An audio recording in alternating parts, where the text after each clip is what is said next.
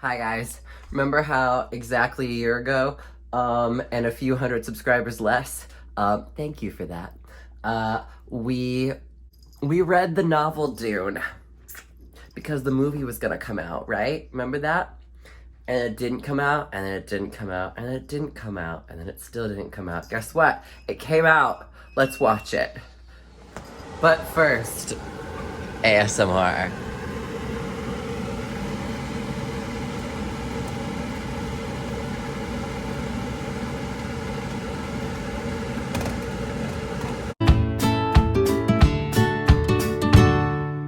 Those of you who don't know what Dune is the book by Frank Herbert. There's like multiple books, but this is the first book. It basically like inspired the rest of sci-fi, including Star Wars and Star Trek and shit. It's like a big intergalactic Game of Thrones-esque battle, but in space on a big sandy planet. And it's super good. It's also my boyfriend's favorite book, which is why I read it when it was coming out, when I thought the movie was coming out. So, gonna watch it. How are we watching it? On HBO Max, because I am broke.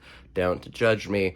We're gonna eat pizza. Predictions. While Patrick Stewart is not in this movie, even though he was in the 1980s movie of this, there is still a royal family. There is still a guard to the royal family.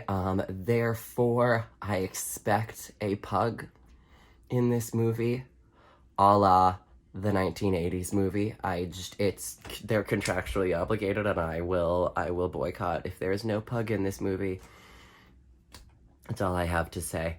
Anyway, I'll be back.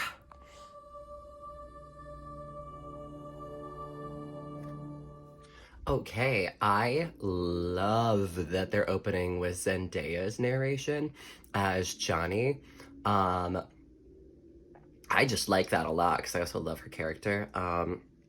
That's a good choice. Also, I realize now I was mispronouncing the word Harkonnen, apparently, are the people. I thought it was Harkonnen. So good times, but yeah, anyway. Oh, I like the way they're doing the voice. Okay, for those of you who don't know. So Paul is the main character, and Paul, or the protagonist, and Paul's mother, Lady Jessica, who is played by the immaculate Rebecca Ferguson.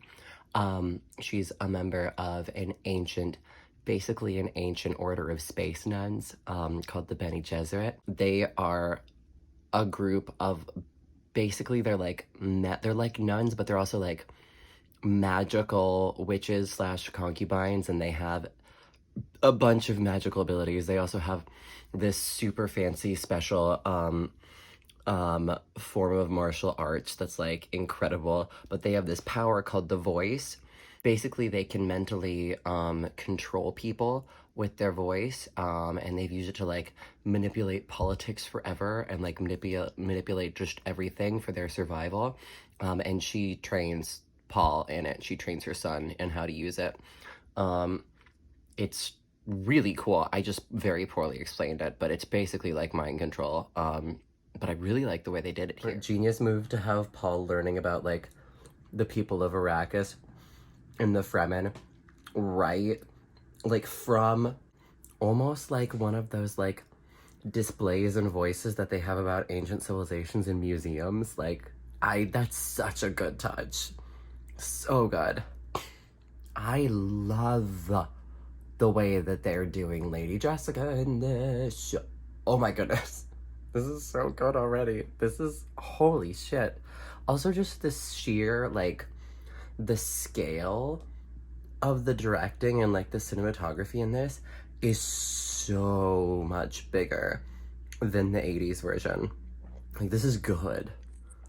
Okay, I knew Jason Momoa as Duncan Idaho was perfect. But I also was like, how the fuck is Jason Momoa gonna fit into this movie with all the rest of these people? Because he has a very different approach to acting than any of the rest of these fucking people. But it works really well, especially just because of who Duncan Idaho is. Like, it works really well, and I'm here for it. Okay, but I love the way they're using sign language in this. Like this, I love this. This is so well thought out. Holy shit! I love that they gender bent Decktikins. I didn't know that. I did not know that. I did not know that, and I love it because it works so well. Oh, this is so good. Halfway through the movie and not a pug in sight. Shit! Okay. No spoilers, but the Attack of the Harkonnens was so good. Holy shit. Oh my god.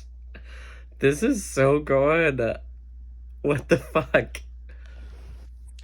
Also, I just have to say that in the 1980s version, when they manifested an obese floating man as the Baron, which is accurate to the book because the whole idea is that he's so gluttonous and awful that he has to have technology lift him and move him places because he can't. He's just so glutton and self-indulgent. In the 80s movie, it was fucking hilarious because it was so cheesy. This is terrifying. I didn't think that that would be menacing. It is fucking terrifying. And I hate it so much. But I love it.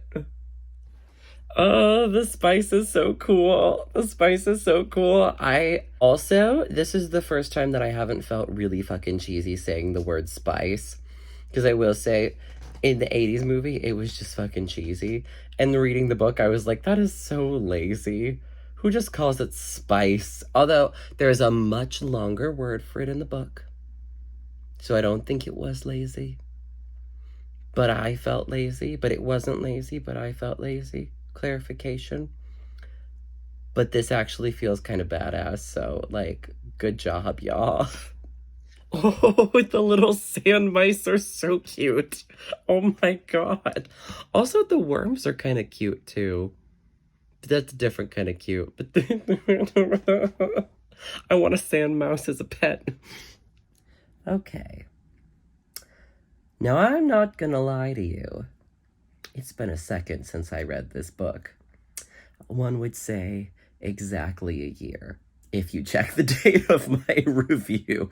However, I think they're changing some stuff. I don't know. I don't fully remember everything that happens in this book, so I could be off. I could be confused. But we'll just say I think they've taken some liberties. I could be wrong, though. I could be wrong. I could also have reread the book before watching this movie. Do I want to read 700 pages? Yes, any day, all the time. I already have 700 pages of vampire shit to read, so this one's gonna have to wait. But I will read Dune Messiah soon. Probably next year. We'll see. I'll get back to you. Okay, I will say, well, I appreciate that they're, like, really going into Paul's dream sequences and Paul's, like, ability to tell the future. If you hadn't read the books, I can see where this would be really fucking hard to follow. I can see. Shit. Okay. I mean, I knew it was gonna be part one, because the book's way too fucking long to do in one movie. And that's why the 80s one is bad.